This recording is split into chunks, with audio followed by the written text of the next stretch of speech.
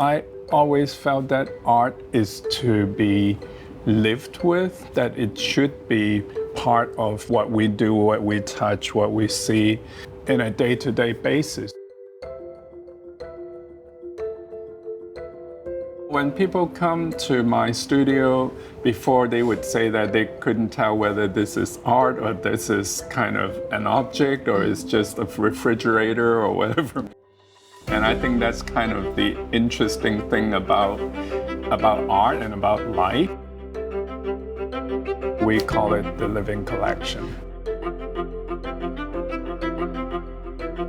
Since I was young, I mean, when I go travel, I would buy something that is more like reflect the local culture.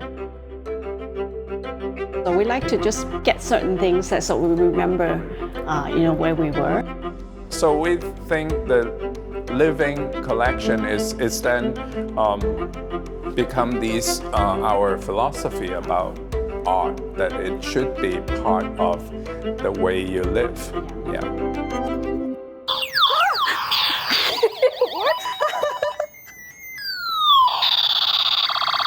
It works. And the eyes is bigger. Like, why do you want to put those in parallel together? Choosing artwork or buying artwork is very different than buying these things. Like these things, I think it could be very spontaneous, right? But as far as artwork, I think it's a different focus, right? I need to have the artwork talk to me. I mean, I think I need that connections. Certain things are more emotional and certain things is more sort of conceptual. And then I think it was around 2003, Chinese contemporary art market started to bloom. And so the Hong Kong scene was almost very sad and very, it's like the artists were not doing anything kind of commercial because there was no commercial market. It's more personal than commercial. The material they use are quite basic, almost grassroots, like paper, plywood, ballpoint pen. I think the work are quite intricate. I think at that time, there were already artists in other places that were hiring people to help them produce. It's almost like a factory production, whereas Hong Kong art is picking up the very insignificant part of life. Art to them is just a way of life. The art they create is a byproduct of the way they live. I would say in the last 5 years it's quite dramatic because of Art Basel and all the people really kind of, starting to look at Hong Kong art. And I think artists start to work with very big galleries and some are selling very well.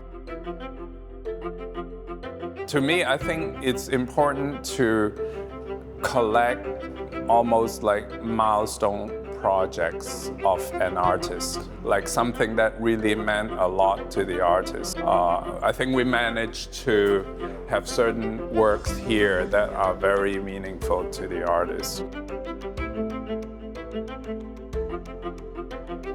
The living collection definitely would represent the early development of Hong Kong contemporary art, from kind of almost an infancy stage to the time when it becomes kind of mature enough that institutions are collecting it.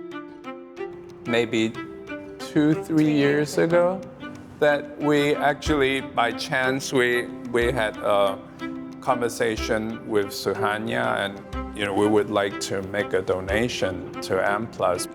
These works has to be somehow connected to an overall kind of time capsule type of idea. Now this collection is part of the larger M+ collections. Then there is very rigorous international standard practice that we applies to it that not only involved M+'s curatorial team, but also team of registrars and conservators, and of course art handlers, our own digital and editorial content team that makes sure that the whole project is properly archived and recorded and narrated. Because this is not just an art installation project, but also it's a space for interior design as well. There's something very resonant for M+, because we're a museum of visual culture. And for me, this is a total expression of visual culture because it includes designed object, furniture, found object, formal art, experiment. Many of these things coming together.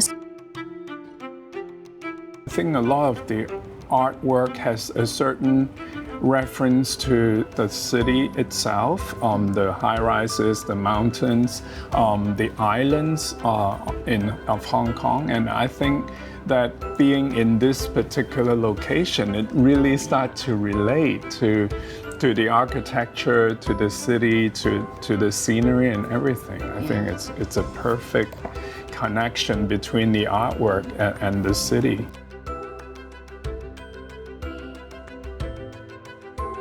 I always tell everyone that this is like marrying a daughter to a very nice family.